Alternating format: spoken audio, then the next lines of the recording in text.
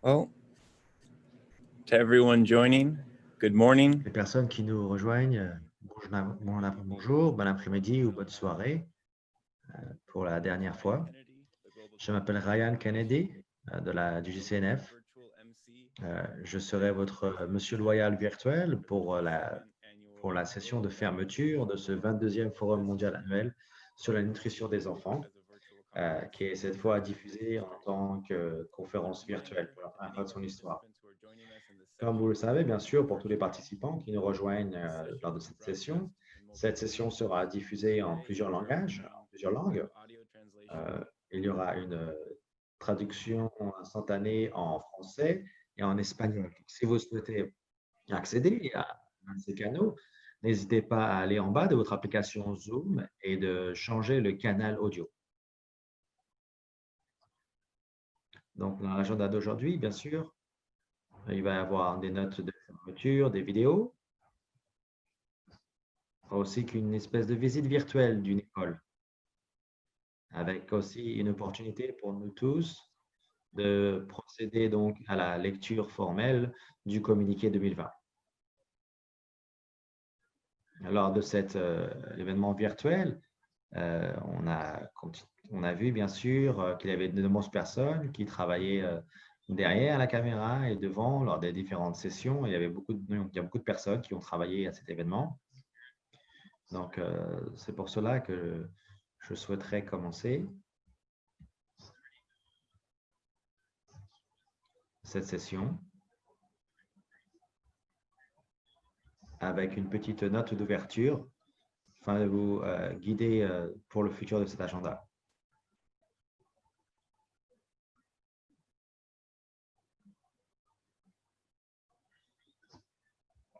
Donc, à travers ce forum, nous avons vu qu'il y avait beaucoup de nouveaux challenges pour s'assurer que les enfants du monde entier reçoivent la nutrition dont ils ont besoin pour apprendre et s'épanouir. Au plus fort de la pandémie, 192 pays ont fermé les écoles et pour tenter d'arrêter la propagation du virus. Plus de 1,5 milliard d'élèves ont été touchés par ces fermetures d'écoles. Et en raison de ces fermetures d'écoles, en fait, plus de 370 millions d'enfants ont perdu l'accès à leur repas scolaire. Pour tous ces enfants qui dépendent, et les familles qui dépendent du repas scolaire, c'est un petit peu la source principale d'alimentation. Donc, ça a été vraiment une perte tout à fait dévastatrice. Mais il n'y a pas que l'accès à la nourriture qui a été perdu, hein. Il y a aussi 400 millions d'enfants qui ne bénéficiaient plus des programmes de santé comme l'accès à beaucoup de choses aussi en ce qui concerne la santé. Donc, les chaînes d'approvisionnement se sont effondrées un peu partout dans le monde, rendant la nourriture et les denrées beaucoup plus difficiles à se procurer, plus coûteuses, et aussi en limitant la diversité des régimes alimentaires. Donc, ces questions, en plus de bien d'autres questions, ont été discutées tout au long du forum comme des préoccupations principales pour la communauté mondiale en ce qui concerne l'alimentation scolaire. Les participants ont aussi fait part de nouveaux partenaires qui sont arrivés, d'une attention et d'une volonté politique accrue pour les programmes d'alimentation scolaire, d'un sentiment renouvelé d'engagement envers la cause et bien sûr beaucoup d'autres choses. Le groupe de travail cette année a communiqué et se joindra à nous afin de partager ces défis et ces opportunités auxquelles nous faisons tous face. Lors de ce 22e Forum mondial sur la nutrition des enfants, nous avons reconnu les défis auxquels nous sommes tous confrontés dans notre travail et nous sommes restés déterminés toutefois dans notre cause afin de garantir que tous les enfants aient accès à un repas scolaire sain et nutritif. Nous espérons que le temps que nous avons passé ensemble vous a aidé à y parvenir, à vous connecter avec d'autres champions de l'alimentation scolaire en rejoignant notre groupe d'échange sur Facebook ou autre et en écoutant ce que les participants ont dit sur les différents ateliers, que ce soit les champions du monde entier lors de notre session, et dans nos sessions de partage par pays, dans nos meetings, dans nos réunions régionales. Voilà, on espère que cela nous a permis d'apprendre et de partager de nouvelles ressources, les meilleures pratiques. Toutes les présentations, ça vous a aidé un petit peu à vous développer et à cultiver lors de cet événement virtuel.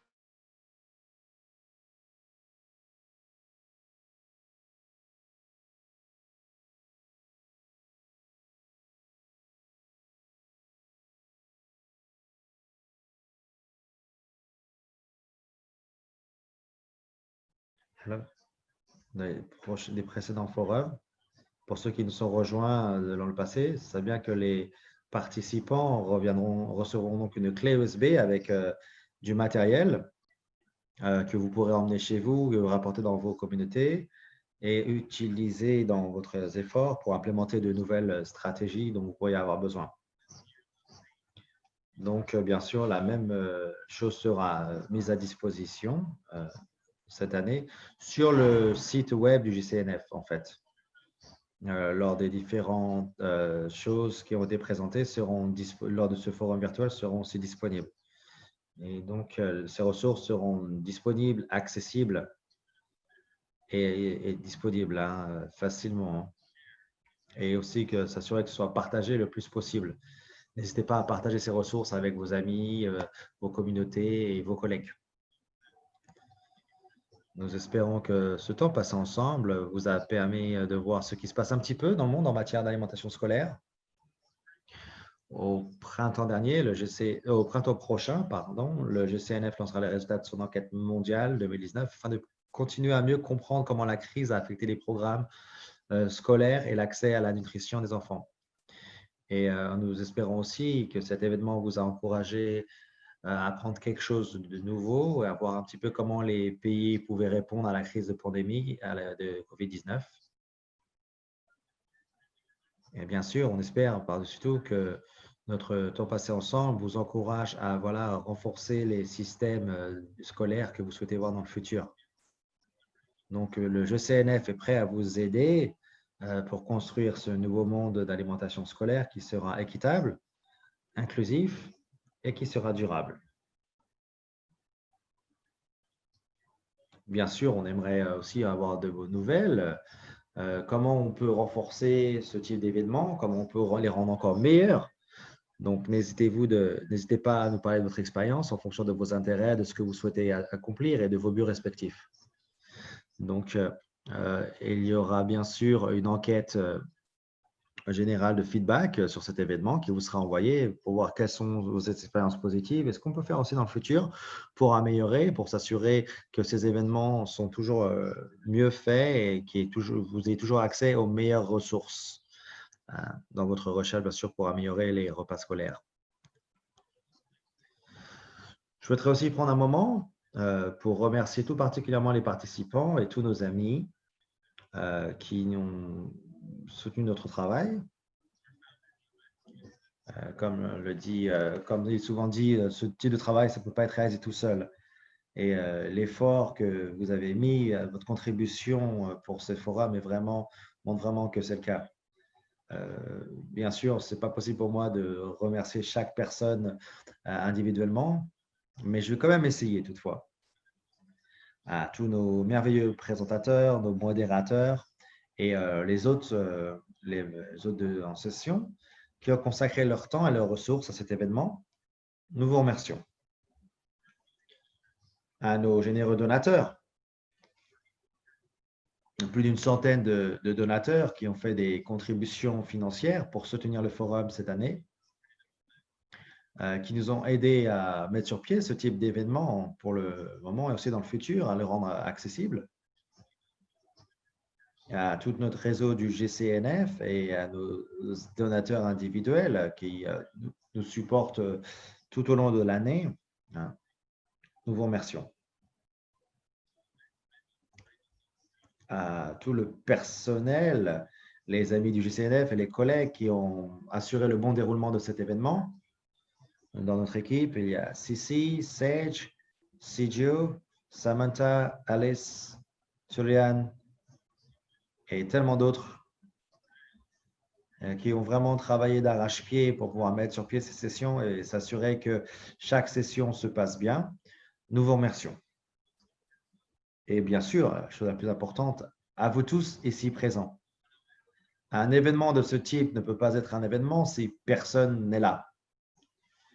Et donc, plus que tout, je souhaiterais remercier chacun d'entre vous, toutes les personnes qui ont pris le temps de se montrer, de venir à cet événement en ligne, qui sont venus donc pour être les repas scolaires et qui avaient donc toutes les personnes qui ont rendu ça cette année possible, je vous remercie.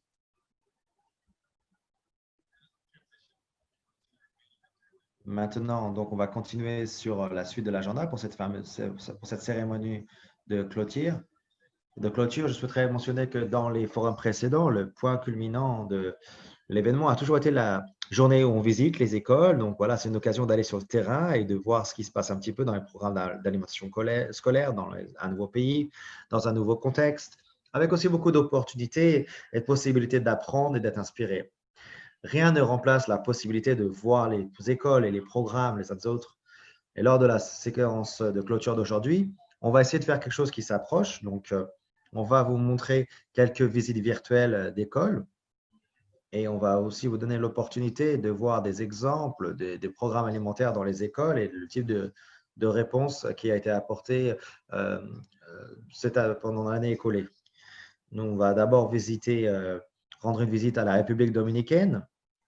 Et merci beaucoup à la contribution du docteur Roberto Fulcar, qui est ministre de l'Éducation de la République dominicaine, pour nous avoir fourni cette vidéo, ainsi aussi qu'une visite d'école en Thaïlande dans une vidéo préparée pour cet événement. Voilà. Donc, M. Wallen, qui est le directeur de l'école de Bangkok en Thaïlande.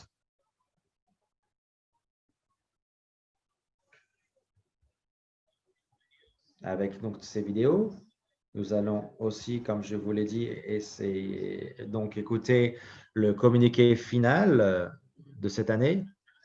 On va aussi avoir une adresse de notre ami de longue date, collaborateur et aussi notre supporter, M. Daniel Balabon du Centre d'Excellence, et aussi donc une adresse de fermeture de notre directeur exécutif, Alan Mitchell.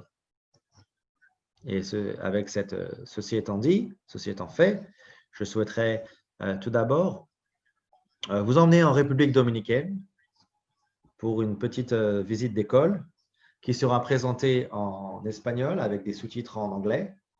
Et plus tard sera publiée une version avec les sous-titres en français. Merci à tous encore pour nous avoir rejoints aujourd'hui. Et je vous souhaite tout le meilleur pour la fin de cette cérémonie de clôture.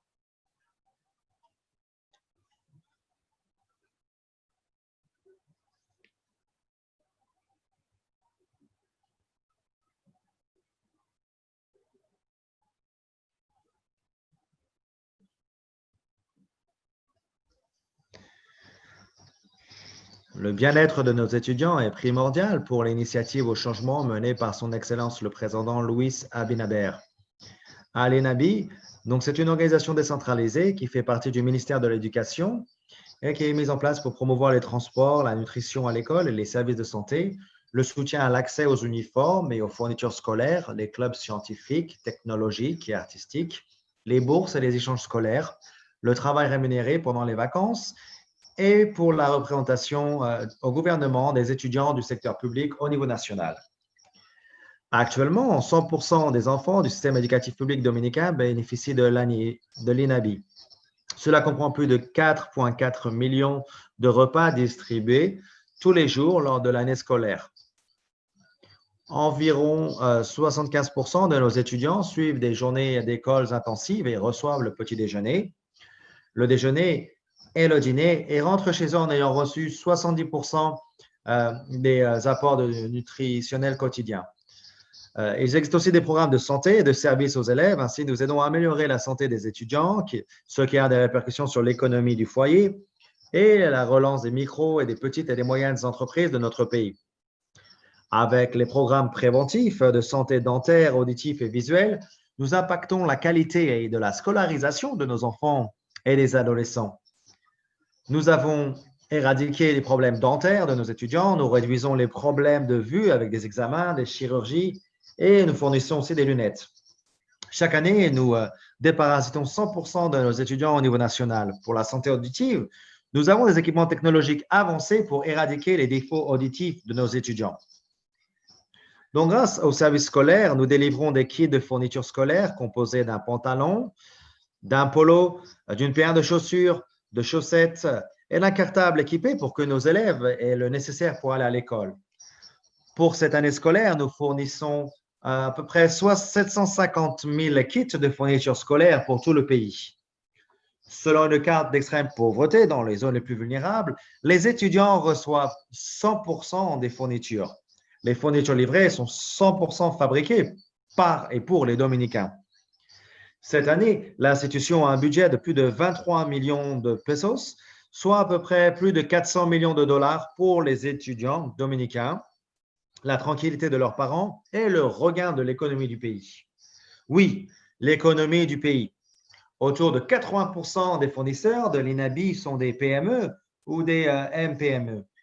L'initiative du changement éducatif menée par le ministre de l'Éducation, le docteur Roberto Furcal, avec notre directeur, Cecilio Rodriguez Montas, travaille sans arrêt pour améliorer l'alimentation et la nutrition pour une meilleure santé pour nos étudiants.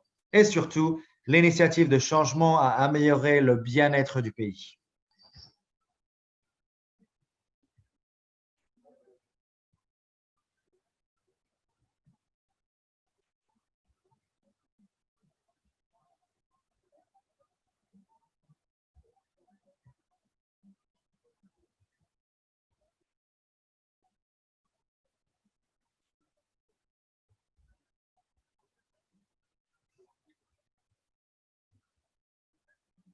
Donc, maintenant, je souhaiterais vous présenter Ms. Nadia Gunman, qui est notre facilitatrice principale pour ce forum cette année, en particulier pour le communiqué, et donc pour présenter de façon formelle ce communiqué. À vous, Nadia. Merci beaucoup, Ariane. Tout d'abord, on souhaiterait remercier tous les participants pour leur contribution au communiqué de cette année. Je souhaiterais partager avec vous la façon dont ce communiqué a été élaboré cette année. Ça a été un processus un petit peu différent comparé aux autres années. Lors des précédentes années, le communiqué a été développé à travers une série de réunions lors du Forum mondial de la nutrition pour les enfants. Cette année, nous avons développé cela sur une période de 2 semaines. On a eu 6 réunions en ligne à différents moments, de différents fuseaux horaires pour s'assurer que tout le monde puisse participer. En plus de cela, tous les participants avaient accès au brouillon du communiqué dans la partie Marketplace où ils pouvaient faire des commentaires et apporter leurs propres commentaires. La semaine dernière, donc, il y a eu une première version qui a circulé. On a reçu beaucoup de suggestions et beaucoup de mises à jour pour le document.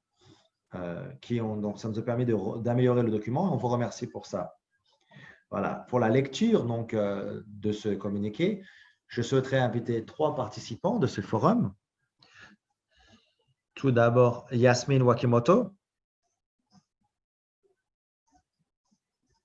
qui travaille donc avec le Centre d'excellence au Brésil. Monsieur Karma Wanguki, qui est l'officier principal pour la division des repas scolaires au ministère de l'Éducation au Bhoutan, et M. Ambokili Mwambaka, qui est responsable pour les programmes scolaires en Tanzanie. Donc, merci à vous tous pour votre support, pour votre soutien, pour nous avoir aidés à développer le communiqué de cette année. Yasmine, voilà, le micro est à vous.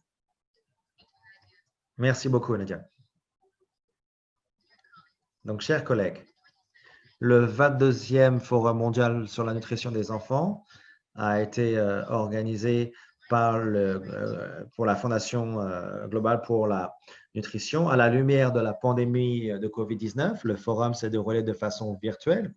Donc, une série d'événements du 26 octobre au 12 novembre.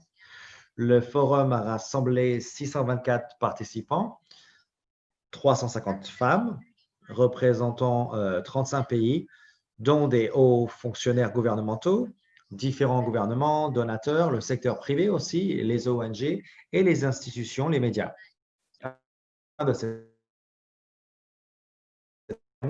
De recueillir plus de 29 000 impressions sur Twitter et les enregistrements des sessions ont été visionnés plus de 450 fois. Donc, nous avons eu des participants de 109 pays, qui ont travaillé avec le site web de l'événement, hein, gcnf2020.org.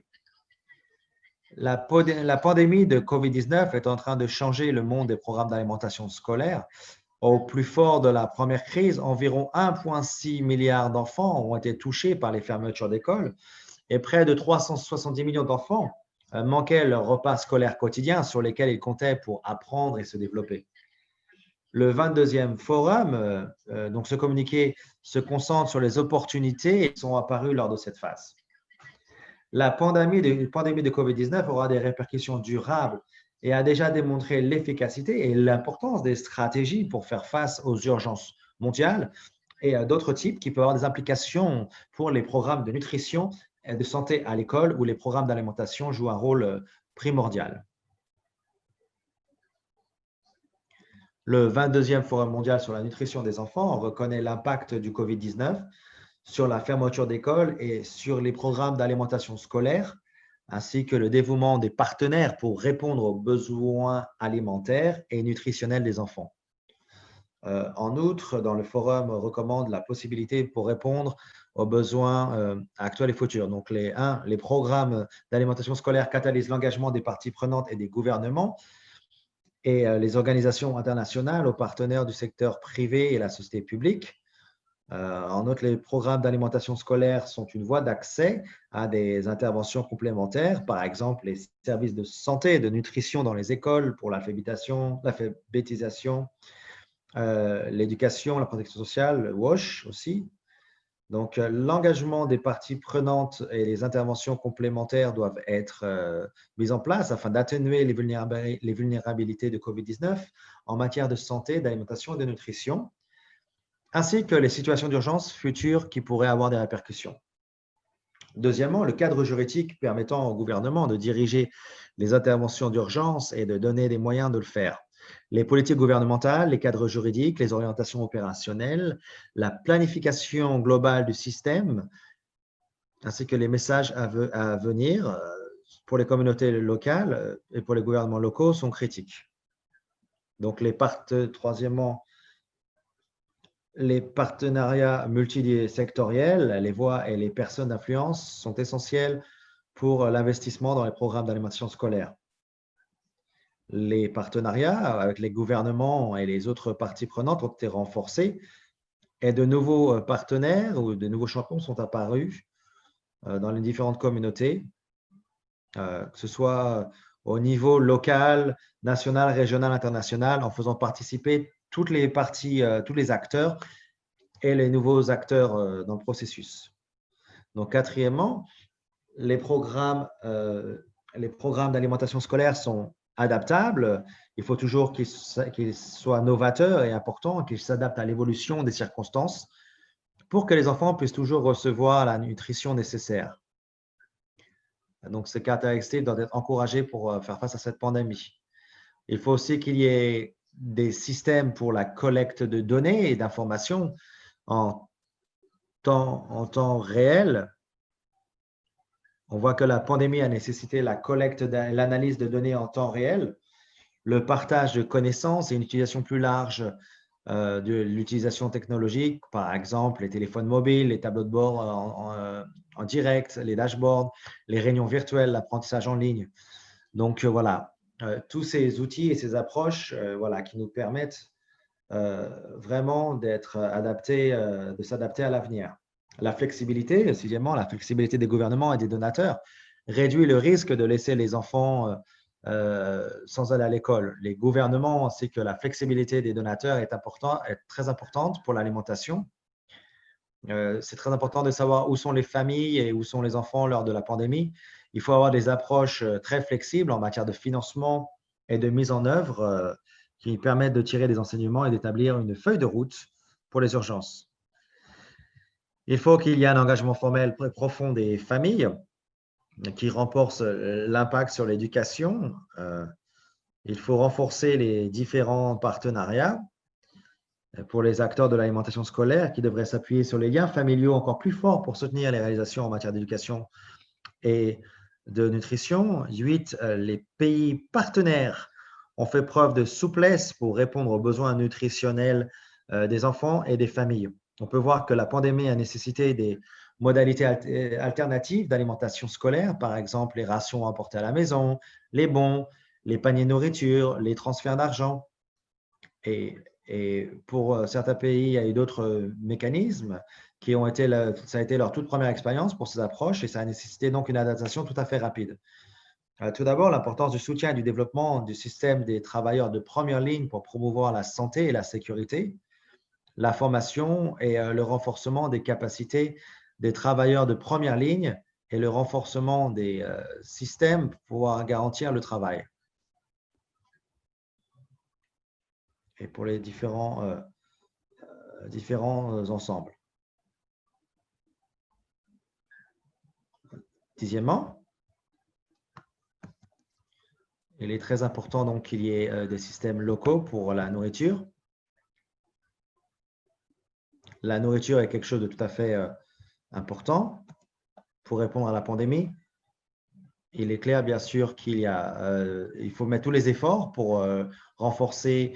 Il est nécessaire de lier les programmes d'alimentation scolaire à la production locale afin de construire un système qui soit plus durable, un système qui soit équitable et nutritif. Donc, il est possible d'impliquer et de bénéficier des petits exploitants agricoles et des vendeurs sur les marchés. Donc, pour la collaboration avec le ministère de l'Agriculture aussi, d'autres ministères, comme par exemple celui de la protection de l'environnement.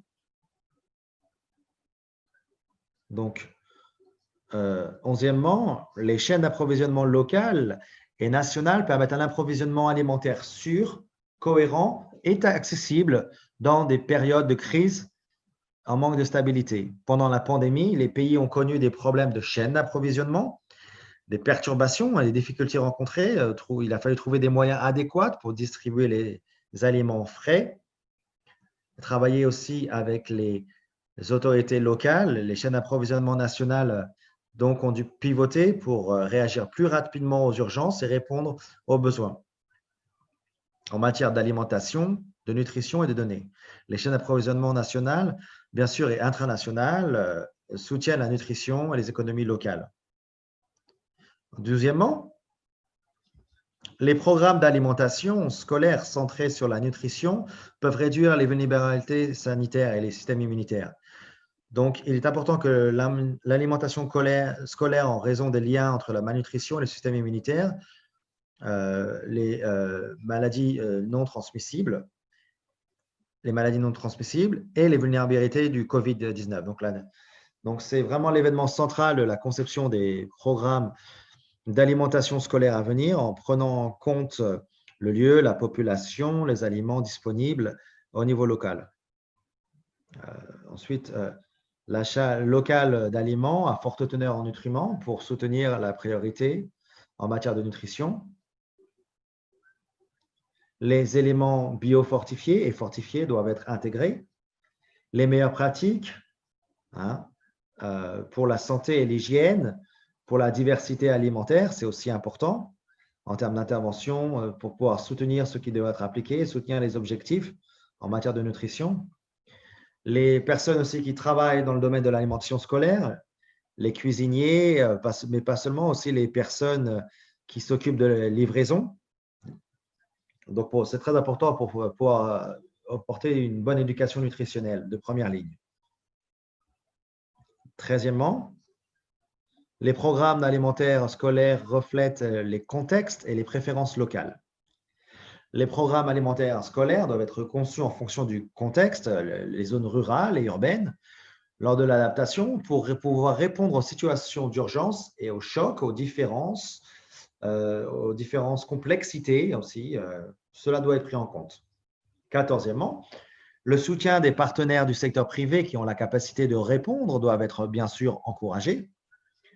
Certains acteurs du secteur privé seront en mesure de fournir des aides en nature ou des aides financières ou bien d'apporter leur expertise technique nécessaire pour répondre à la crise. Alors que d'autres seront vraiment très négativement touchés. Donc, le soutien des partenaires du secteur privé qui ont la capacité de répondre doit être encouragé.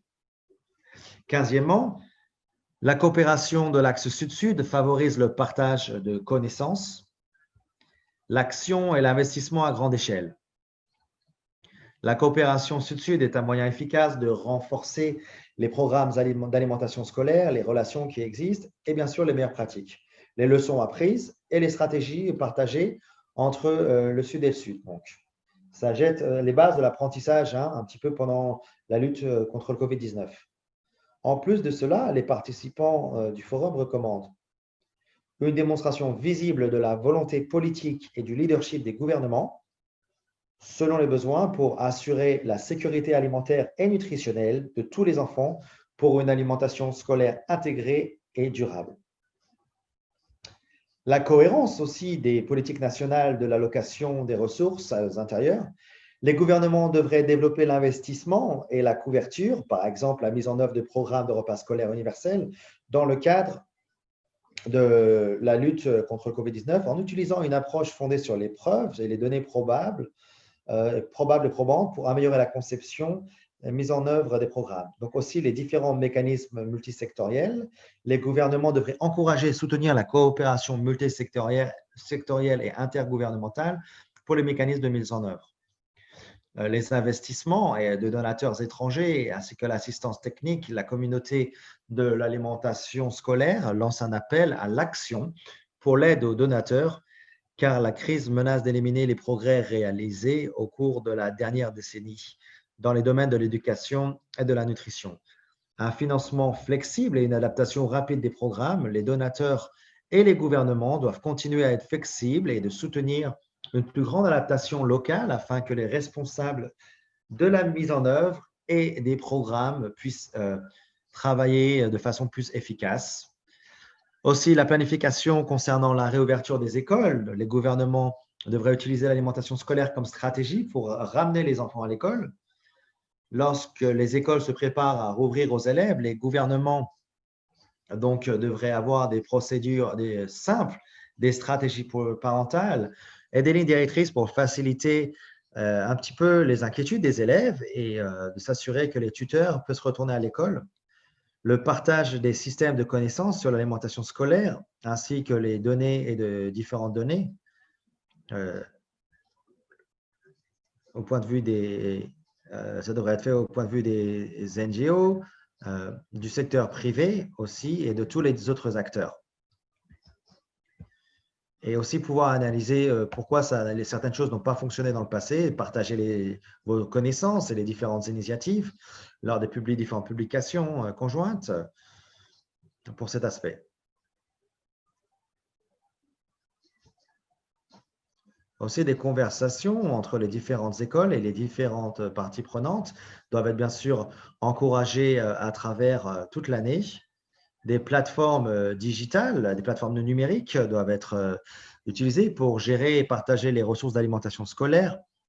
Les preuves, les cas d'études, la documentation, ainsi de suite, doivent être mises en place vraiment et implémentées. L'utilisation des leçons apprises, des bonnes pratiques pour la planification des programmes, bien sûr, les leçons à apprendre de cette pandémie en ce qui concerne la mise en œuvre de la politique scolaire et les programmes d'alimentation tels que l'adaptation rapide de programmes, aussi en ce qui concerne le financement, devraient être utilisés en ce qui concerne les situations d'urgence. Merci.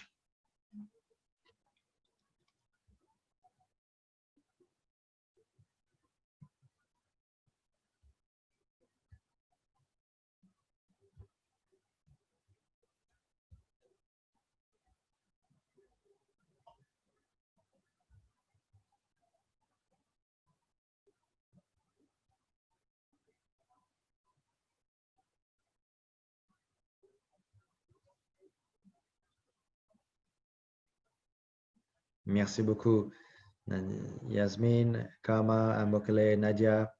Merci pour avoir lu ce communiqué.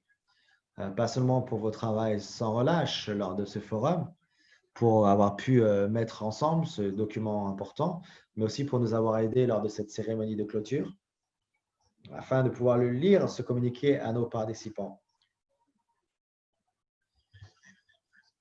Voilà, de façon assez... On a l'habitude pour poser des questions Et on aimerait quand même, bien sûr, toujours échanger avec notre public hein, autant que possible. Pour ceux d'entre vous euh, excusez-moi, pour ceux d'entre vous qui viennent de nous rejoindre aujourd'hui et pour ceux peut-être qui nous ont rejoints dans le passé, dans différents ateliers de travail, vous avez la possibilité d'utiliser un outil qu'on a déjà utilisé qui s'appelle Mentimeter. Si c'est la première fois, on vous invite à ouvrir une nouvelle page Internet ou d'aller simplement sur votre smartphone et de taper cette adresse menti.com et on va vous demander de rentrer le code. Donc, le code, c'est 69 24 78. Voilà, ce sera partagé aussi dans la fenêtre de discussion. Et les résultats donc, vont être partagés aussi directement sur l'écran par l'un de nos facilitateurs, Sage. Merci. Donc, si vous pourriez, voilà, la question, c'est comment envisagez-vous d'utiliser ce document pour plaider en faveur des programmes de repas scolaires? Donc, merci Sage d'envoyer le numéro. Voilà, moi, je vais directement aller sur Mentimeter.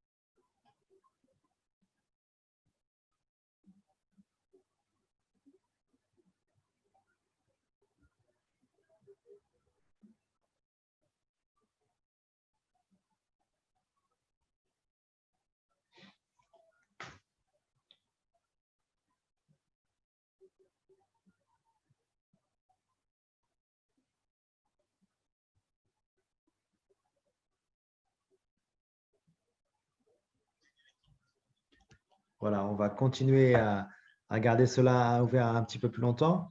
Encore une fois, il n'y a pas de bonne ou de mauvaise réponse, hein.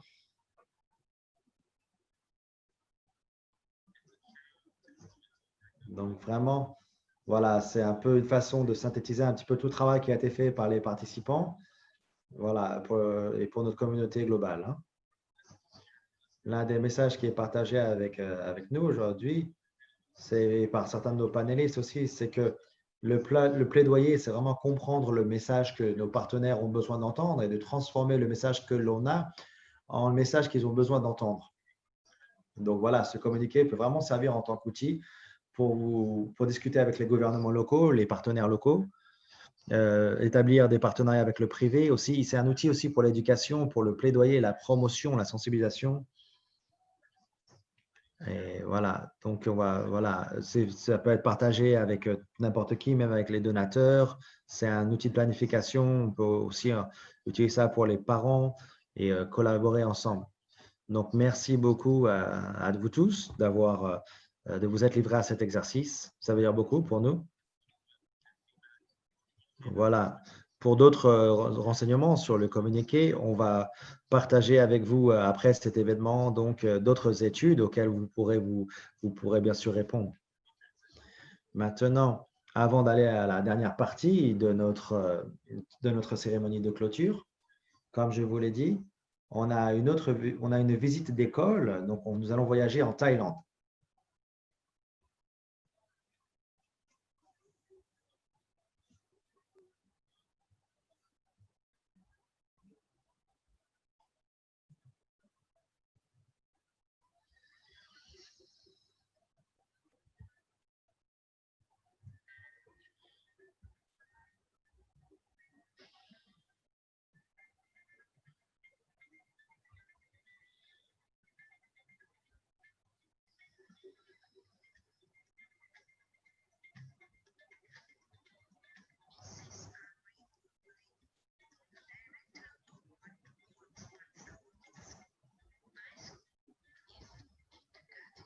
Donc, mon école, en fait, couvre le kindergarten du niveau 1 à 9.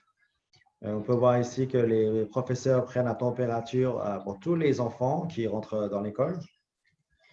Les professeurs et les enfants doivent porter des masques et se laver les mains avec du gel hydroalcoolique.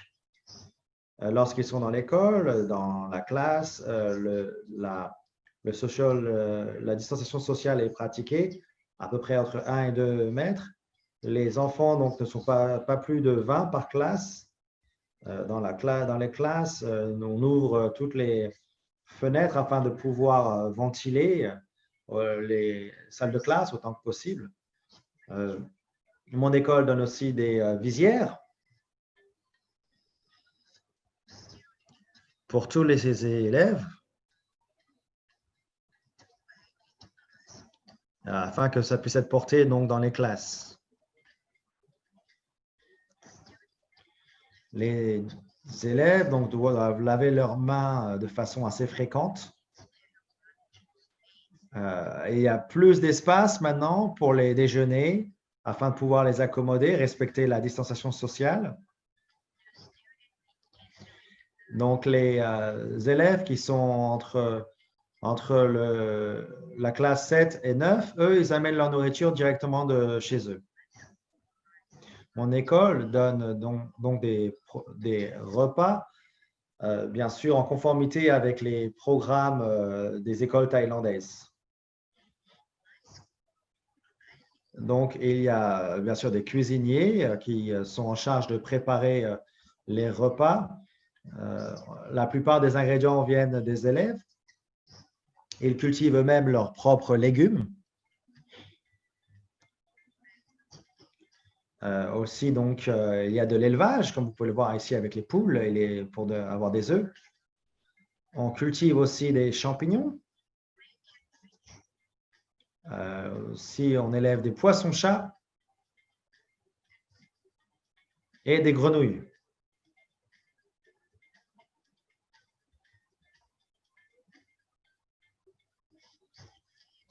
Donc, les ingrédients viennent beaucoup des parents des enfants, en fait. C'est souvent amené par les parents.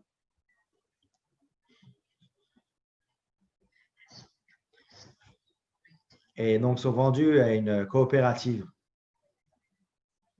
au sein de l'école. Si on n'a pas assez d'ingrédients à disposition, dans ce cas-là, on en achètera plus directement au marché local.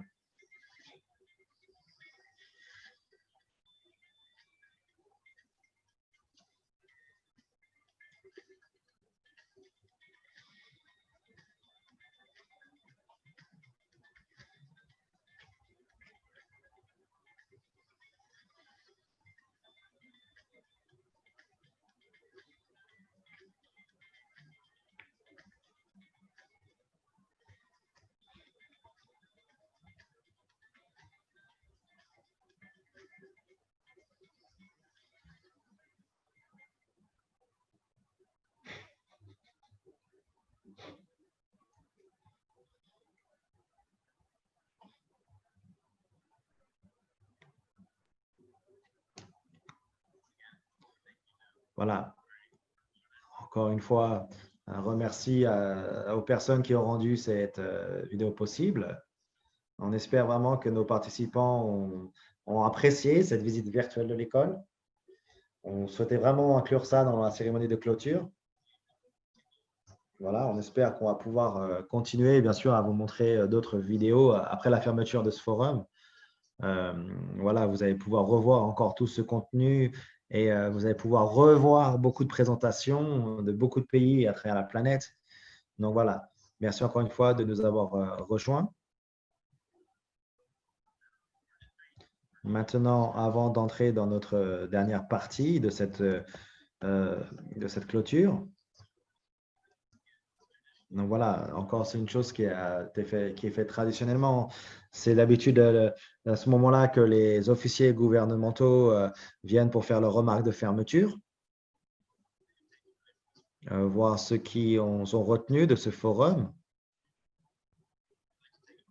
Et donc, on voudrait prendre un petit moment pour tous les participants du forum pendant les dernières 30 à 60 secondes. Pour les derniers messages qu'ils souhaiteraient échanger, si vous souhaitez prendre cette opportunité donc pour intervenir, n'hésitez pas à cliquer sur l'icône « Lever la main » ou « Raise Hand » pour pouvoir participer. Je vais vous donner un petit peu 30 secondes pour voir s'il y a des personnes qui veulent participer. Et si ce n'est pas le cas, donc on ira de l'avant avec notre agenda.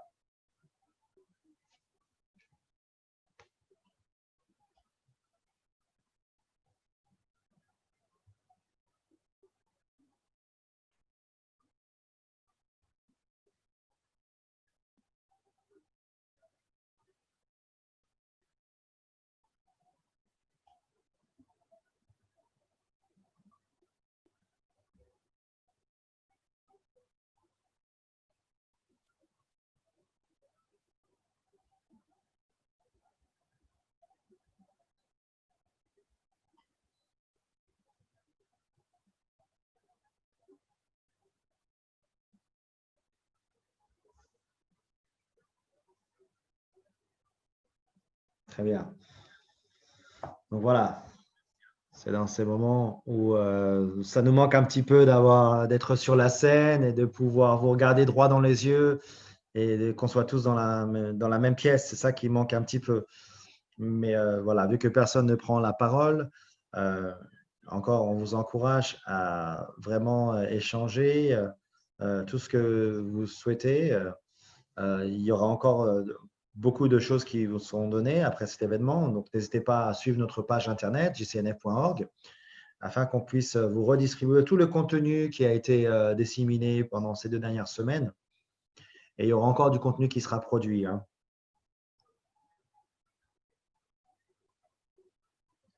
Maintenant, donc, pour la fin de cette cérémonie de clôture, on a préparé une vidéo de fermeture avec les remarques de certains partenaires à travers le monde, en commencer par notre président, M. Kleinman, et le nouveau monde de l'alimentation scolaire qui a été enregistré et partagé. Nos amis et nos partenaires, Daniel Balaban, aussi donc en remarque de fermeture, notre directrice exécutive, Arlene Mitchell. Donc voilà, sans plus attendre, je vais donc vous présenter cette partie de cette cérémonie de clôture.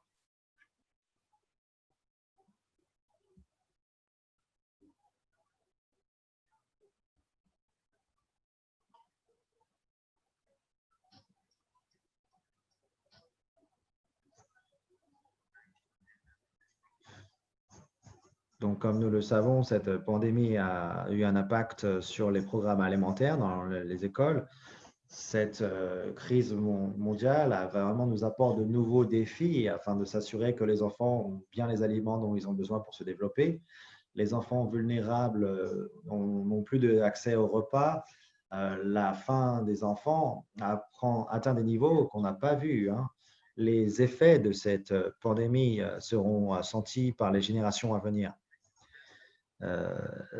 Cette crise, toutefois, a quand même pu apporter des choses. On a vu des champions pour les systèmes, pour supporter aussi les communiqués, pour supporter les différents entrepreneurs et créer une opportunité pour les enfants, leurs familles dans différents pays. Donc voilà, je vous propose un défi. Essayez de considérer un petit peu à quoi ça ressemblera, un petit peu le monde de l'alimentation scolaire demain dans vos rêves les plus fous et comment vous souhaitez contribuer à cela, ce que vous souhaiteriez voir, avec qui vous souhaiteriez participer, quel type de nouveaux partenariats vous pourriez louer, vous pourriez développer. Voilà, et quel type de questions il faudrait considérer.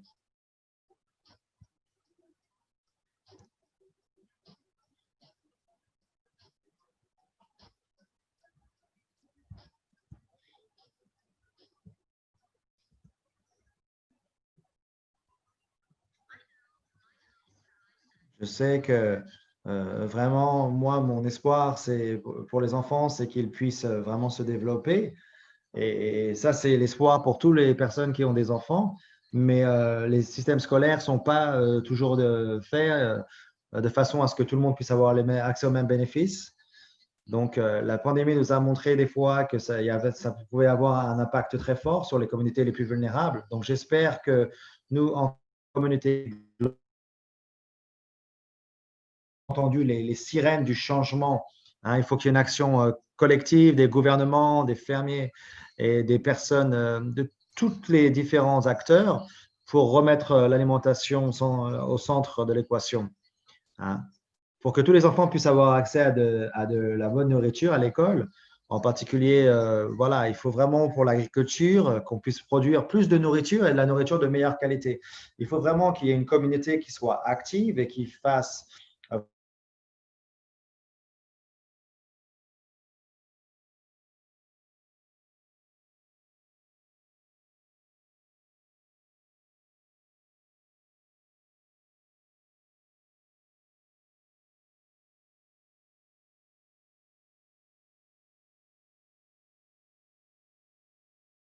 au niveau des infrastructures, au niveau de l'éducation, voir ce qui devrait être créé afin que chaque enfant puisse avoir accès à la même alimentation. Est-ce que tu es d'accord avec ce que je dis? D'accord.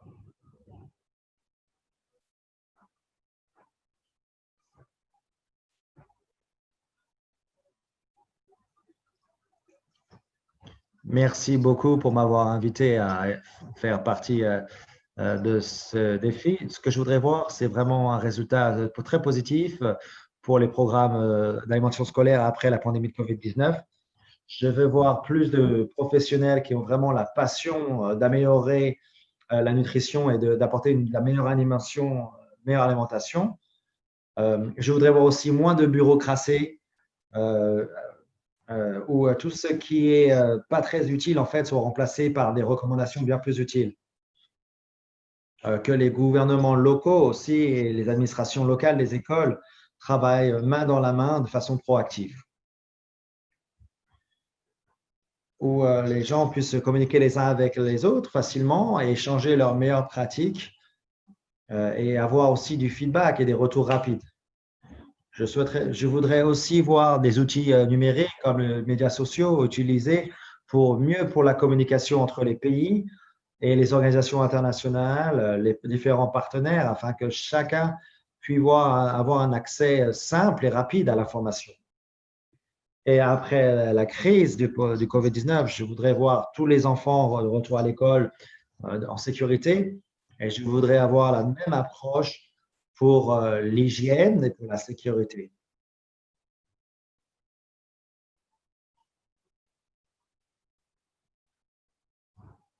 Bonjour, je m'appelle Tammy Biwitz et j'habite en Virginie, en Amérique. J'ai trois enfants qui ont 5, 10 et 12 ans et qui travaillent, et donc ils vont tous à l'école. Voilà, donc faire 20 repas pour eux, faire 20 repas, ça peut être assez fatigant. Et voilà, cuisiner, ça prend du temps et il faut vraiment bien planifier. Euh, et je serais tout à fait honnête, des fois, il faut être assez brave pour leur faire goûter de nouveaux aliments. Donc, on a ce programme qui se concentre vraiment pour en fait créer des repas et pour faire cuisiner les enfants et qu'ils puissent découvrir de nouveaux aliments. Il y a aussi des partenariats avec des fermes locales ou beaucoup de personnes différentes, hein. Et on a une approche très holistique pour éduquer les enfants et leurs écoles, hein. Et pas seulement pour la santé de nos corps, mais ça va aussi améliorer notre économie, nos maisons et la planète entière. Bien sûr, il faut réaliser dès l'école primaire l'importance de la nutrition. Et voilà, cependant, il y a eu beaucoup de problèmes avec la pandémie et de nombreuses façons, en particulier rétrécir les temps pour déjeuner à moins de 30 minutes. Moi, dans mon programme de rêve, je voudrais que tous les enfants aient le temps de se relaxer et de bien manger et simplement de passer à un bon repas. Et, euh, et aussi que le fait de cuisiner, ça soit quelque chose qui fasse partie du curriculum, que les enfants puissent rapporter de la nourriture chez eux pour partager ça avec leur famille et avoir des partenariats aussi avec différents partenaires qui peuvent trouver de nouvelles façons de se nourrir. Et ce serait aussi qu'il y ait assez de ressources pour la justice sociale, en particulier autour de l'équité des genres et du développement durable et de la pollution. Qu'est-ce que je peux faire en tant que parent? J'ai une voix, mais je souhaite vraiment utiliser cette voix le plus que je peux pour voilà, faire en sorte que tout ça arrive. Donc, merci beaucoup au GCNF.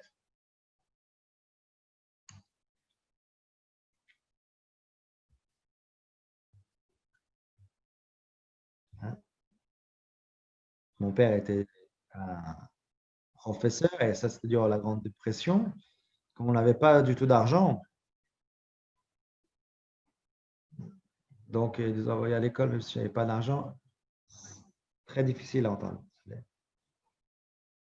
Des fois, il ne savait même pas si il demandait, on lui demandait, Papa, est-ce que tu vas recevoir de l'argent à la fin du mois pour qu'on puisse manger? Et il disait, ah, pas ce mois-ci. Donc voilà, on avait vraiment, de mon temps, on n'avait vraiment pas beaucoup d'argent. Et, donc voilà, et ce qu'il fallait faire, ce qu'il faut faire vraiment, c'est enseigner aux enfants comment prendre soin de leur nourriture, comment développer leur système d'alimentation. Les cultures aussi sont très importantes. Afin que vraiment qu'on puisse développer dans la vie différents types d'expériences à faire. Je me souviens, mon papa n'avait pas été payé des fois pendant 1 an, et donc c'est ce que je souhaite changer, vraiment s'assurer que tous les enfants puissent avoir la nourriture. En fait, c'est cette expérience personnelle qui m'a fait apprendre. Et que les enfants aient un enfant ou pas, il faut vraiment créer du changement pour cela. Donc voilà, on ne peut pas oublier le passé, mais il faut utiliser le passé pour construire le futur. Et la façon dont on apprend, c'est tout simplement en essayant de faire du travail, du bon travail, le mieux qu'on peut. Donc, pour tous, créer des programmes de façons uniques, de s'assurer que de façon globale, dans chacun des pays, on puisse être apte à nourrir les enfants. Donc, je pense que cette perspective est très importante. Il ne s'agit pas d'un pays vers l'autre. Et je souhaite vraiment remercier les Nations Unies pour cela, pour leurs programmes alimentaires. Et voilà, ce n'est pas quelque chose qu'on fait tout seul, c'est quelque chose qu'on fait, c'est un travail d'équipe, on travaille ensemble, c'est un travail collaboratif. Voilà, donc vraiment au niveau du partage d'informations, c'est quelque chose de primordial aussi. Et donc il faut rester en contact ensemble.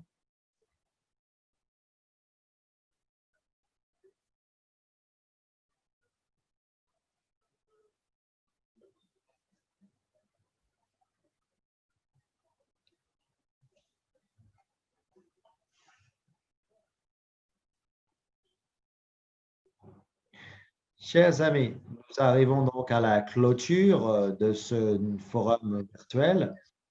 Euh, je pense que ça a été l'un des forums les plus difficiles à organiser. On sait tous que c'est un moment vraiment pour nos champions de la nutrition scolaire de se rassembler, de partager les expériences, de voir ce qui se fait, partager des idées, et en fait d'être ensemble. Malheureusement, cette année, on a dû faire face à une pandémie qui ne nous a pas permis de faire cela. Mais il a été décidé quand même que ce forum devrait avoir lieu. Donc, je souhaiterais vraiment remercier Dr. Kleiman, Arlene et toute l'équipe du GCNF pour avoir mis ces idées en place et pour avoir mis en place ce forum virtuel. Vraiment, ça a été du très bon travail. Je pense que maintenant, on a un moment crucial et c'est le moment de prendre des décisions. Ou bien on continue avec un monde où juste où 26 personnes ont la moitié des richesses normales, alors que près de 700 millions de personnes ont du mal à trouver, à se nourrir et ça ne va pas en s'améliorer. Hein. La faim, c'est une cause et un effet en même temps des conflits. Donc, sans stabilité, on aura vraiment de mal hein, à atteindre notre but zéro faim. Donc, le combat, voilà, il y a 700 millions de personnes qui vont se coucher en ayant faim. Hein, et ça, c'est vraiment, il faut travailler. Bien sûr, on est au courant que l'une des plus grandes contributions qu'on puisse faire à l'humanité, c'est juste de donner une voix à ces millions de personnes qui ont faim. Le prix Nobel de la paix nous donne ainsi une plateforme pour être entendus et pour se mobiliser pour l'assistance pour la nourriture dont ils ont besoin. Il y a beaucoup de personnes, il y a beaucoup qui travaillent, il y a beaucoup d'incentives, des personnes du secteur privé aussi, afin de continuer à investir et continuer à faire du plaidoyer. Et je pense vraiment fermement que voilà, on se bat du mieux contre la faim à partir du moment où on peut développer des programmes alimentaires sur le long terme qui soient vraiment sur le durable. À partir de ce moment-là, on peut vraiment apporter un meilleur futur aux enfants. Et afin que ces programmes soient résilients et fonctionnent sur le long terme, il faut vraiment une coopération. Ça a bien montré le Covid-19, hein, à quel point nos systèmes, des fois, étaient faillibles et à quel point il fallait rester ensemble pour pouvoir répondre à ces différentes faiblesses, pour pouvoir vraiment prendre soin de nous. Les partenariats, bien sûr, peuvent vraiment apporter peut vraiment aider au partage de connaissances et au partage d'expériences. On peut aussi équiper les communautés avec les besoins dont les communautés ont besoin en donnant le support financier et en apportant la facilitation, faciliter l'accès à la nourriture et aux services. En faisant cela, on peut vraiment changer la vie. Euh, euh, Comme en 2008, hein, cela nous a appris qu'il fallait venir avec des systèmes de protection sociale très forts. Les pays qui ont ça, en fait, sont les pays les plus à même d'aller de l'avant. Les différentes réglementations sociales, en plus de programmes scolaires importants, a prouvé vraiment que ça a eu un effet positif et de longue durée. Donc, il y a certains éléments de réponse qui sont disponibles, qui sont à notre disponibilité. Et je voudrais partager certaines pensées et certaines vues sur la façon dont on peut travailler ensemble. Il faut améliorer, bien sûr, la productivité locale et globale en développant l'accès aux différents services et aux marchés, en incluant la capacité aussi de réduire beaucoup d'éléments négatifs. On peut promouvoir cela en supportant les gouvernements, aussi en avoir les bons liens pour la protection sociale et pour les systèmes de nutrition, les systèmes d'alimentation, tels que les différents programmes alimentaires, afin de créer un support holistique de la production à la consommation. Et en s'assurant que les systèmes alimentaires vraiment fonctionnent de façon efficace et dans le cadre de leurs attributions. Avec vraiment une bonne coopération, on peut implémenter et accélérer les programmes sur le terrain qui sont vraiment conduits par les pays. Cependant, on vit de nos jours dans un monde où c'est difficile, où il y a beaucoup de délimitations physiques entre les collègues et entre les gouvernements. Et, euh, et donc, bien sûr, ça va impacter sur les ressources financières. Donc, il faut vraiment voir ce qui fonctionne, comment ça fonctionne, où ça fonctionne, qui le fait, et vraiment pousser les coopérations sur les systèmes qui fonctionnent. Par exemple, la transformation numérique, le centre d'excellence du WFP au Brésil, hein, vraiment, ça a été clé pour continuer la coopération pour l'Indonésie, le Népal, l'Afrique de l'Ouest. Depuis mars 2020, en Afrique de l'Ouest, on a vu qu'il y avait des coopérations très isolées qui ont pu quand même donner 3 millions de repas à 3 millions d'élèves. Donc, il y a aussi des programmes d'implémentation régionale qui ont continué lors de cette crise. Donc, c'est un nouveau modèle avec des résultats très probants. Il y a encore, on peut encore toutefois beaucoup l'améliorer, hein. Plus que maintenant, plus que jamais, il faut vraiment avoir tous ces partenaires pour répondre à cette crise sans précédent. C'est seulement en nous aidant les uns les autres qu'on pourra vraiment avoir accès à la technologie, à l'innovation et à l'expertise et qu'on pourra vraiment s'assurer que personne n'est laissé pour compte. Je vous remercie.